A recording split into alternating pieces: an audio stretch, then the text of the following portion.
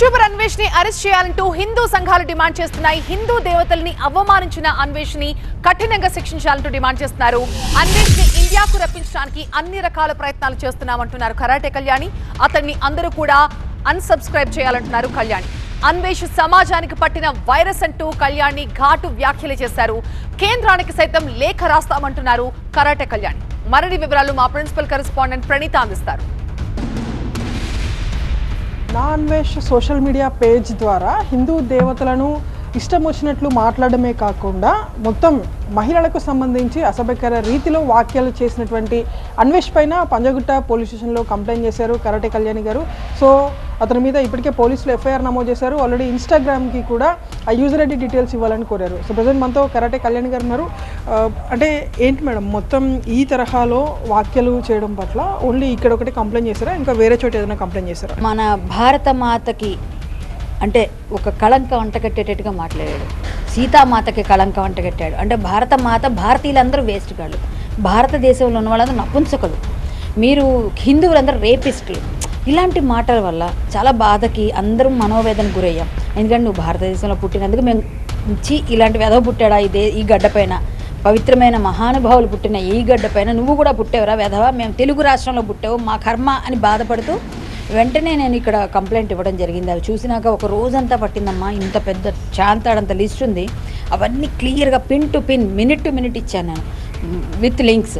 So అవన్నీ కూడా అడిగారు, నేను ఇస్తానని చెప్పాను. వాడు ఇమీడియట్గా అవన్నీ కూడా వాళ్ళు పరిశీలించిన తర్వాత కొన్ని సెక్షన్స్ పెట్టారు.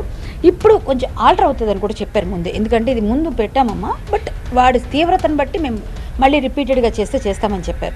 సో అది వాళ్ళు ఆల్టర్ చేస్తామన్నారు. ఈరోజు మనం చూసాము, వెంటనే వాడికి నోటీసులు పంపించారు, ఇన్స్టాగ్రామ్కి పంపించారు.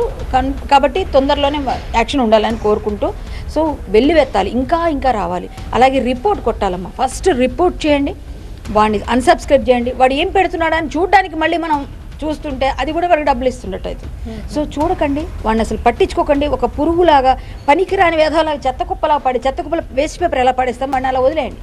వాడిని మనం నెత్తికెక్కించుకొని ఒక వైరస్, వాడు ఎలా అయిపోయాడంటే ఇన్స్టాగ్రామ్ ఒక టెర్రరిస్ట్. నేను ఆ విధాన్ని అదే వాడతాను. నేను ఇన్స్టాగ్రామ్లో చిన్న పిల్లని అనుభవించాను, 14 ఏళ్ళ అమ్మాయి. నేను ఒక వీడియో పెడితే వీడిని ఏమనాలమ్మా?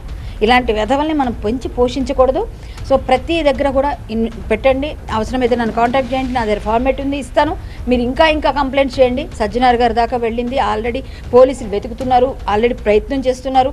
ఇన్స్టాగ్రామ్ అకౌంట్ క్లోజ్ అయ్యేదాకా, వాడి భారతదేశం వచ్చేదాకా, భారతదేశం గురించి మాట్లాడిన ఏ విధవకైనా తెలిసి రావాలి, హిందువుల్ని మాట్లాడిన ఏ విధవకైనా తెలిసి రావాలి. వీడు మామూలు వ్యక్తి కాదు, వీడు ఒక వైరస్. అంటే ఇప్పుడు ఎక్కడ ఉండి చేస్తున్నాడు ఈ వీడియోస్, ఎక్కడన్నా ఐడియా ఉందా మీకు? నిన్న మలేషియా దగ్గర మురుగన్ టెంపుల్ దగ్గర వెళ్ళి చేశాడు. మేము కంటిన్యూ చేస్తున్నాం. మేము ఆరెంజ్ బత్తాయిల్ని పిండేస్తా, ఆరెంజ్ జ్యూస్ అని పెట్టాడు ఒకటి. అంటే వాడి ఉద్దేశం ఏంటండి? సాఫ్రాన్ కలర్లో పనిచేసే సాధు పుంగోలు, బీజేపీ నాయకులు, హిందుత్వవాదుల్ని వాడు పిండేస్తాను అంటున్నాడు. బత్తాయిలు అంటున్నాడు. అంటే హిందుత్వాదులు బత్తాయిలని వాడు అభివర్ణిస్తున్నాడు. బత్తాయిలు అని ఎవరు మాట్లాడతారో తెలుసండి?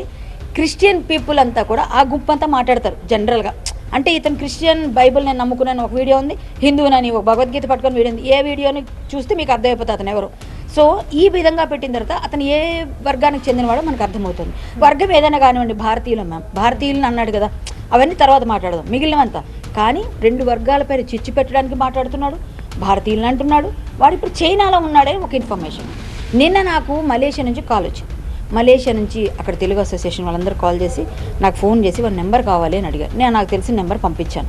మేము వెళ్తాము, కనుక్కుంటాము అన్నారు. అంటే సో అందరూ వెతుకుతున్నారు. ప్రతి రాష్ట్రంలోనే కాదు, జిల్లాలోనే కాదు, ప్రతి దేశంలో ఉన్నారు కదా. ఆ దేశంలో ఉన్న తెలుగు వాళ్ళందరూ వీడిని వెతుకుతున్నారు. వాడికి ఆ విషయం తెలిసింది కాబట్టి, తెలివైనడు కాబట్టి దొరకకుండా ఐడెంటిటీ ఎక్కడ రివీల్ చేయట్లేదు ఎక్కడున్నాడని. వాడికి లొకేషన్ దొరకకుండా ప్లాన్ చేసుకుంటున్నాడు. బట్ దొరికేస్తాడండి.